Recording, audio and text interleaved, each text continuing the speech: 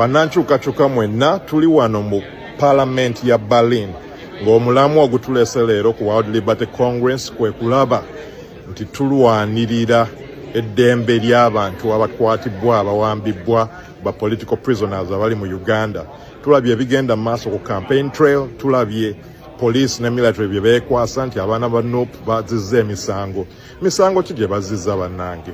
Ebintu byonna biri ku video, biri ku kamera. Footage avuddeyo from the media alaga aba NRM bambadde t-shirt za Museveni bakutta amayinja n'emiti nga bakuba police awamu n'abaana ba NUP. Lwaki police tevaayo netulaga footage ng'abaana ba NUP bazza emisango gye bagamba gye bazizza?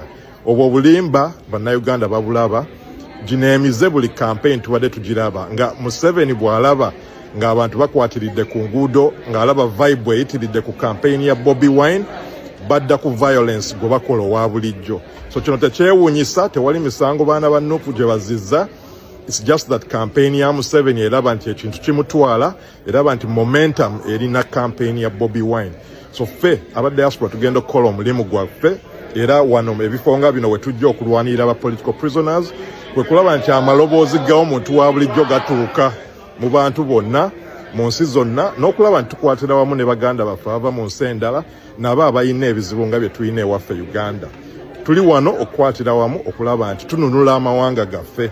Sigadde ndi Dr. Daniel Kauma, NUP diaspora team leader, bannayuganda buli omu akole kyasobola. Oba osobola okugenda n'ojoininga campaign, n'onookinga ku nzigi, n'okola donation through your chapter oba ku website yaffe diasporanup.org oba ennamba eziteereddwawo ku secretariat, kola ky'osobola. Most importantly, banne mugende mulonde, temusigala waka, tebabatiisatiisa. 2026 fenna tulonde okulaba nti tujjakaani nakyemalira. Eno parliament bannange ya Berlin, mujjukira Berlin Wall. When they broke down that wall, byebyo ebisenge bye twagala okumenya okulaba nti naffe tubeera n'eddembe mu nsi yaffe, okulaba tuba ne democracy, okulaba nti tulina good governance. Tukwatire wamu okulaba nti nakyemalira ava mu ntebe. We want a free Uganda, we want a democratic Uganda, we want a better Uganda. Twagala Uganda ng'enguudo nnungi, amalwaliro malungi, emirimu weegiri n'ebintu byonna ebirala bannange, okulaba nti amateeka gagobererwa, baleme kukwata abaana batazizza misango. Ekizibu kyaffe kiri ani? Museveni. Museveni bw'ava mu ntebe tumanye eggwanga lyaffe lijja kutereera. Katonda bakuume, abeere nammwe bannange diaspora, tetuzikiza, tukwatireko baganda baffe abali ku ground, mulaba bye bayitamu, naffe twongeremu amaanyi okulaba nti tubakumamu omuliro, batuukirize kye tuluubirirwa okulaba nti tulina eddembe n'obwenkanya mu ggwanga lyaffe. Bannankyukakyuka mwenna, tuli wano ku lunaku olwokubiri olwa World Liberty Congress nga nyimiridde mu Parliament ya Berlin. Nga leero tubadde tuli ku nsonga ya kulonda bakulembeze abagenda okubeera ku bukiiko obugenda okukola emirimu gy'enkyukakyuka mu nsi ez'enjawulo, naddala ffe aba Sub-Saharan Africa, abantu abagenda okutuusa mandate gye tubawadde okuleeta enkyukakyuka, okulaba balwanirira eddembe ly'omuntu wa wansi, okulaba nti abantu abawambibbwa, abasibibbwa mu makomera nga tebazizza misango bafuna justice, nga n'abo abakikoze babeera held accountable. Y'ensonga etuleese wano leero okulaba nti obukiiko obwo amaloboozi gaffe nga banna struggle mu Uganda gatuukawo ne agenda yaffe ebeera ku agenda eyo akakiiko kano gye kagenda okwasaganya. Bwe mutunulira East African Region bannayuganda newankubadde omulamu omukulu ng'omulonzi gwegwa domestic policy okulaba nti oyina eddagala malwaliro, okulaba nti infrastructure enguudo nnungi, okulaba nti amasomero gali bulungi, okulaba nti abaana bamwe bafuna emirimu nga bamaze okusoma, okulaba nti tulina demokrasiya ku ground ne rule of law. Ebyo ebintu byonna bitu focusinga on ng'abalonzi. Naye ne foreign policy eba important kuba mulaba nti obuvuyo obugenda mu maaso e Uganda butandise okusaasaana mu nsi eziteetoolodde. Mulaba ebigenda mu maaso e Kenya, mulaba ebigenda mu maaso e Tanzania, mulaba DRC, mulaba Sudan bwetambula. Obuvuyo bwonna obuva mu nsi yaffe Museveni atandise obusaasaanya mu nsi ezitwetoolodde. N'olwekyo okuba ne East African Region eri stable, twetaaga omukulembeze agenda okuprioritizinga rule of law, agenda okuprioritizinga democracy n'eddembe ly'abantu. naye kati abakulembeze abalala bonna batandise okuyigira ku Museveni byakola era we twogerera ne Tanzania ebigenda maaso mu Uganda kati ne president we Tanzania byatandise okukola. So abantu bonna tubagamba era tubakubiriza bwe tubeera mu nkiiko zino nti Museveni ajja nnyo mu diaspora n'abuulira ensi nga America, UK n'endala zonna nti ye stabilizer wa East African region. Naye bw'otunuulira ekigenda mu maaso ku ground, it's the polar opposite. Nti Museveni yaleese fires zonna ze tulaba ezeetoolodde mu East African region. So okuleetawo stability mu region yaffe twetaaga abakulembeze abapya. Kuba naawe bw'oba omusuubuzi, bw'oba omulimi, weetaaga East Africa eri stable. Kuba bw'olima ebintu, you need markets w'ogenda obitunda. Abamu ku mmwe mulima ebintu ne mu bitunde Kenya, ne mu bitunde Tanzania, ne mu bitunde Sudan oba Congo.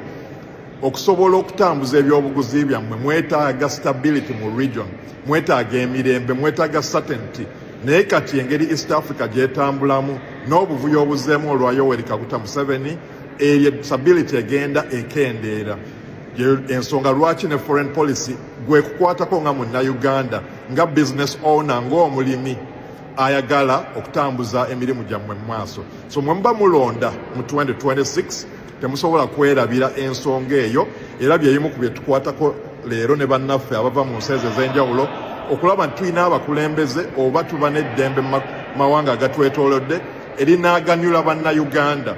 So mbakubiriza mwenna 2026 tukolere wamu okulaba nti tujjako nakyemalira Yoweri Kaguta Museveni aleese instability mu East African region. To restore our regional security, we need new leadership, and our President Robert Sentamu Kyagulanyi ye mukulembeze agenda okuleeta eddembe lyonna lye twogerako mu nsi yaffe. Mbakubiriza bannayuganda 2026 ffenna tuve ewaka tugende tulonde. Bw'oba oli mu diaspora nga tosobola kulonda, at least waayo ka contribution, teekayo ettaffaali ku chapter yo, genda ku kitebe, ennamba ziteereddwayo gy'osobola okuweereza ka mobile money, oba kozesa omukutu gwaffe ogwa diaspora.nup.org owagire abakulembeze ab'enkyukakyuka, abakulembeze abagenda okulaba nti tuba ne stability mu East African region, abakulembeze abagenda okuprioritizinga domestic policies. Mubeere nga muyina eddagala mu malwaliro, ng'enguudo nkole, ng'amasomero malungi, ng'abaana bafuna emirimu. Yeeyo change gye twogerako, yeeyo Uganda empya gye twogerako. Ffe tuli wano mu Berlin okulaba nti ebirowoozo byammwe, amaloboozi g'abaana abasibibbwa, ababonyaabonyezebwa, ababeera tortured gatuuka mu bifo nga bino, ne agenda eyo ebeere ku agenda ya World Liberty Congress. Sigadde ndi Dr. Daniel Kauma, NUP Diaspora Team Leader. Mbakubiriza mwenna ffe tetugenda kuzikiza aba diaspora, era tugenda kubabeererawo, tugenda bayirawo omubiri nga bannayuganda abali ku ground abatambuza emirimu gy'enkyukakyuka. Tukolere wamu okulaba nti 2026 nakyemalira ava mu ntebe. Katonda abeere nammwe era abankuumire. Bannankyukakyuka mwenna, ndowooza leero mulabye desperation ya regime ya nakyemalira nga batutte Asio Florence eyali flag bearer wa NUP Ebukedia nga yesimbye ku Speaker Anita Among nga bamututte wa Museveni okwekubisa ebifaananyi ne Museveni ne nakyemalira. Kino ekintu tukirabye emirundi mingi. Balamu yabikolanga n'afuna abantu ba NUP n'abatwala ewa Museveni nga bambadde barret n'ebintu ebirala byonna. Bino tebyewuunyisa naye biraga bulazi desperation ya NRM nti tebakyayina agenda gye batunza bannayuganda. Buli kye bakola kyonna kati ya acts of desperation. Wabagezezaako ebintu bingi ne bigaana. Bakozesa state violence negaana okulemesa bannayuganda. Ne basiba bannayuganda era tubalina bangi mu makomera. Akireewo Kivumbi, Eddie Mutwe, Bobby Young, Comrade Waiswa Mufumbiro, Bamashete n'abalala bonna abadde mu makomera abaali ne group ya Olivia Lutaaya kumpi myaka bakyali mu makomera. Naye n'ekyo ne kigaana okulemesa bannayuganda. Ne bajja ne bagula ab'ebyobufuzi. Mulaba obubiina obukolebbwawo, obubinda obukolebbwawo obw'enjawulo. Naye n'ekyo kigaanya okulemesa oba okwonoona enkyukakyuka. Kati era bazzeeyo okujja okulonda ku bakandidate abamu abaali beesimbye under the NUP flag, batandise obbagulaagula, babagamba bave mu race, babatwale wa Museveni okwekubisa ebifaananyi. Ebyo ebintu byonna biraga desperation nakyemalira gy'alina kati. Balaba ekigenda maaso ku ground. Balaba okuyaayaana abantu kwe balina nga President Robert Sentamu Kyagulanyi NUP flag bearer abantu bamulinda ku nguudo olumu n'okugenda ku hotel gye yeebase ne bamulinda azukuke okulaga obuwagizi bwabwe. So regime eri under desperation balina okugula abantu obatwala ku rallies zaabwe eza Museveni okulaga nti nabo balina crowds. So ebyo ebintu byonna biraga nti regime era baweetuuse nti bannayuganda bakooye baagala nkyukakyuka, bannayuganda baagala Uganda empya. Bintu bingi oyinza okukola propaganda naye kyotasobola kukyusa y'ebbeeyi y'ebintu. Buli munnayuganda asasula rent, asasula fees z'abaana, agenda mu ddwaliro ng'alwadde n'asasula biiru eziri waggulu ennyo, asasula amazzi, asasula amasannyalaze, agula emmere awaka. So affordability tosobola giteeka ku propaganda kuba kyekyo sente ziyita mu nsawo wallet y'omuntu, ekyo kibeerawo buli lunaku kyotasobola kukyusa. Buli omu alaba enguudo bwe zifaanana, buli omu alaba amalwaliro bwe gafaanana, buli omu alaba amasomero bwe gafaanana, buli omu alaba nti emirimu tegiriiwo era munnayuganda banoonya visa genda bweru kunoonya mirimu. So eyo economy n'ebintu ebirala bigenda mu maaso tosobola biteekako propaganda. So era kyova olaba nti tactics zonna regime zeekozesezza zigaanya okukola. So bannankyukakyuka temubeera disappointed, don't be deflated, mwongere maaso kyemukola. Let's stay focused, tusigale ku mulamwa, teri kuzikiza paka nga nakyemalira avudde mu ntebe. Musigale ku message, tukwatire wamu ffenna okulaba nti tuwagira bakandidate baffe abali ku tiketi ya NUP, bakandidate ab'enkyukakyuka abagenda okuleeta Uganda empya. Abadda diaspora tulabe nti tulaga obuwagizi bwaffe, tuteeke ettaffaali ku nkyukakyuka. Osobola okuyita mu kitebe ennamba eziteekebbwawo, osobola okuyita ku chapter zammwe eza diaspora, oba osobola okuyita ku mukutu gwaffe ogwa diaspora nup.org okuteekawo obweyamu obwo okulaba nti tuwagira struggle. Mawo n'abalala bakozesebbwa okulaba nti basala ssente ku NUP, naye n'ekyo tekigenda tulemesa ffe bannadiaspora. Tugenda kulaba nti tuteekawo ettaffaali okulaba nti kampeyini y'enkyukakyuka egenda mu maaso, era pulezidenti waffe yeeyongera okutalaaga buli kitundu kya Uganda okutwalayo enjiri y'enkyukakyuka. Nsigadde ndi Dr. Daniel Kaoma, NUP Diaspora Team Leader. Tugenda kusigala ku mulamwa, tetugenda kuzikiza, ne tactics zonna Museveni ne regime ye ze bakozesa okuparadinga abantu nga Asiyo Florence n'abalala tekigenda kujja maanyi mu nkyukakyuka kuba munnayuganda abona, munnayuganda ayagala Uganda empya. Emyaka 4 gimala, kimala, NRM tekyayina kipya kyeraga, tebakyayina message, tebakyayina agenda, tebakyayina kye bagamba munnayuganda yenna nti bagenda ku improving obulamu bwo. Tulabe be basobola okukola emyaka 4 egiyise, tebakyayina kipya kye baleeta. Fellow Ugandans, friends of Uganda and members of the international community, on the night of October 28th, which is last evening in northern Uganda, we witnessed yet again another violent and cowardly attack by the Museveni regime on the National Unity Platform presidential flag bearer, Honorable Robert Sentamu Kyagulanyi, also known as Bobi Wine, as well as members of his campaign team. This happened at around 9:30 p.m. We saw heavily armed police and military officers descending on Tembo Trek Court Hotel, which is in Lira City, where Honorable Kyagulanyi and his team were staying for the night. We all witnessed security forces breaking into several hotel rooms. They were pepper spraying and beating up occupants, including members of Bobi Wine's campaign team and hotel staff who were just doing their job. This attack followed an earlier incident in the day when police and military blocked Honorable Kyagulanyi from proceeding to Atuke, where he was scheduled to hold his final rally of the day, and they instead redirected him onto flooded and impassable roads. So Robert Kyagulanyi wasn't able to hold his rallies for that day.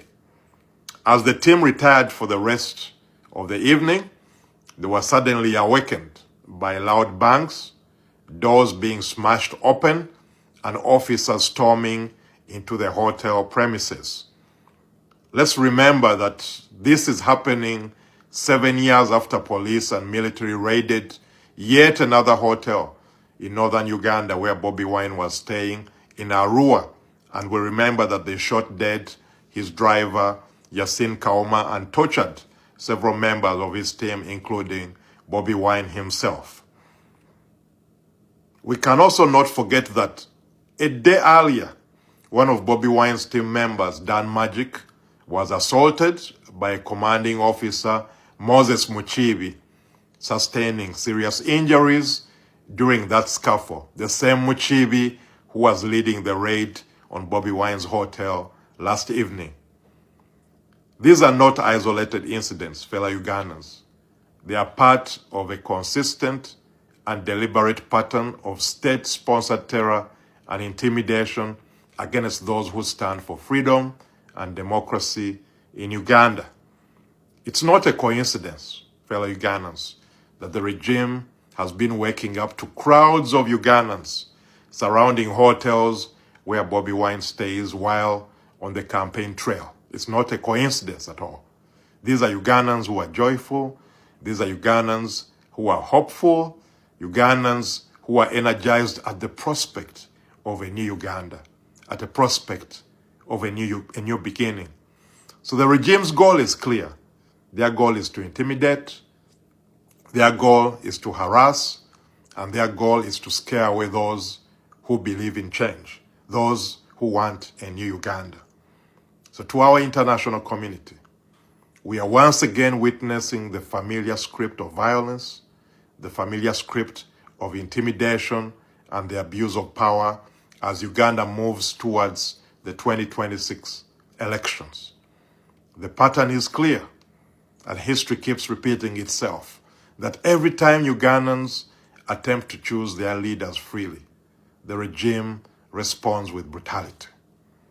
We are therefore calling upon the global community, especially nations and institutions that finance, nations that equip, and nations that train Museveni regime security apparatus to reconsider their support, or at a minimum, making it conditional. Remember that your taxpayers' money, your development aid, your military cooperation are being used to fund the oppression of the Ugandan people. They are being used to silence dissent and undermine democracy in Uganda. We therefore urge the United States, we urge the European Union, we urge the United Kingdom and all democratic nations across the globe to hold the Ugandan government accountable, not with words of concern alone, but with concrete action. Action means targeted sanctions against those responsible for human rights violations. Action means suspending funding to security agencies that attack innocent civilians. Action means standing with the Ugandan people, not with their oppressors. And to the Ugandan police and military, we call on you to stop these acts of violence against the very citizens that you are supposed to protect. Remember that the uniform you wear does not belong to one man. It belongs to the people of Uganda. So do not allow yourselves to be used as tools of political oppression. The Ugandan people deserve a peaceful, free, and fair election, and not another cycle of violence, not another cycle of bloodshed that has stained every election under the Museveni regime so far. To every Ugandan at home and abroad, stay alert, stay united, and please continue to demand accountability. Let the world know that Uganda will one day be free, and that those responsible for terror and those responsible for the brutality against the Ugandan people will face justice, and that no amount of intimidation, no amount of pepper spray, no amount of gunfire can stop an idea whose time has come. The time for freedom is now. The time for accountability is now, fellow Ugandans. And the time for a new Uganda is now. I'm Dr. Daniel Kauma, the National Unity Platform Diaspora Team Leader. Brothers and sisters, on behalf of the Ugandans in the diaspora and all those who stand for democracy and all those who stand for justice, we condemn this barbaric act and reaffirm our commitment to the struggle until Uganda is free. May God bless Uganda. May God protect our people. For God and my country.